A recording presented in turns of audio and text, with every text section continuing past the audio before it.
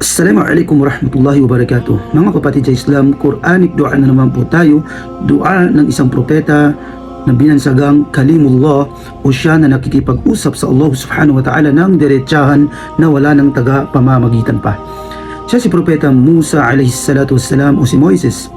At ang dua nito mga kapatid sa Islam ay mustahab o kanais-nais na bigkasin kapag tayo ay nagdadaawa, nagsasalita sa maraming tao, o di kaya kahit sa mga nag-i-speech sa maraming tao, pangkalahatan mga kapatid sa Islam.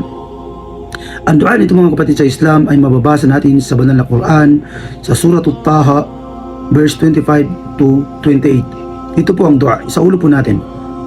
Rabbi shrah li sadri wa yassir li amri wahlul 'uqdatam min lisani yafqahu qawli.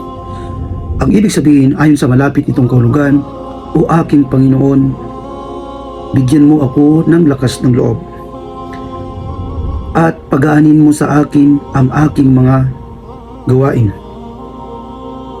Wahlul 'uqdatam min lisani, at alisin mo o pawiin mo ang buhol sa aking dila upang kanilang maunawaan ang aking salita.